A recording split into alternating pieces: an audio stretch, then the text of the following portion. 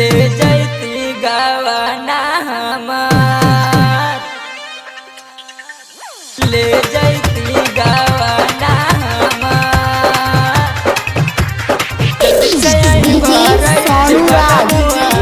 ले जैती गवाना हमार। अभी आप सुन रहे हैं हंगामा रिकॉर्डिंग स्टूडियो की शानदार प्रस्तुति। जल्दी से आई बहराइच बलमुआ, ले जैती गवाना हमार। दिनवा तो कसहूं पटेला बलमुआ, कटे ना रतिया हमार। दिनवा तो कसहूं पटेला बलमुआ, कटे ना रतिया हमार। जल्दी से आई बहराइच बलमुआ, ले जाई गवाना हमार। जल्दी से आई बहराइच बलमुआ, ले जाई गवाना हमार। ले जाई गवाना हमार। ले जाई गवाना हमार। जल्दी से आई बहराइच बलमुआ, ले जाई गवाना हमार।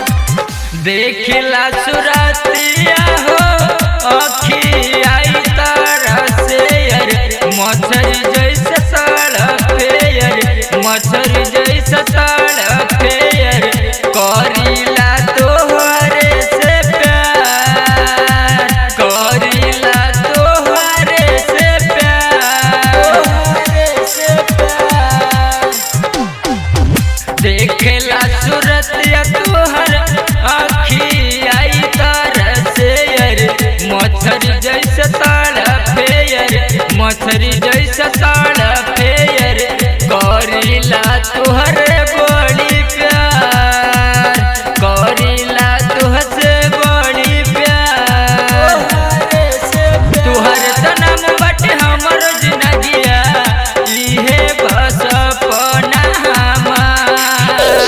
तुहरे तो नाम बटे हमर जिंदगिया, इहे बस अपना हमार। जल्दी से आई बहराइच बलमुआ, ले जैती गवाना हमार। जल्दी से आई बहराइच बलमुआ, ले जैती गवाना हमार।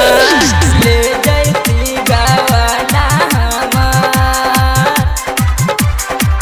ले जैती गवाना हमार। जल्दी से आई बहराइच बलमुआ, ले जैती गवाना हमार। नान के बेदर्दी नाही बतियाई माने यार, बतियाई माने यार। कर सावतनी से प्यार, कर सावतनी से प्यार, कर सावतनी से प्यार।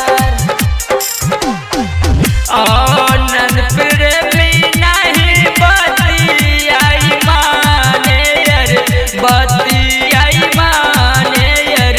कर सावतनी से प्यार, इसके ताज नहीं बतियाई माने।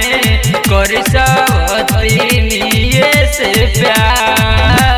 राइटर राजेंद्र कहेला हमसे, बाटे कुछ अलगे विचार। कृपाराम बहराइच कहेला हमसे, बाटे कुछ अलगे विचार। जल्दी से आई बहराइच बलमुआ, ले जाई गवाना हमार। जल्दी से आई बहराइच बलमुआ, ले जाई गवाना हमार। प्रेजेंटेड बाय हंगामा रिकॉर्डिंग स्टूडियो बयाकपुर।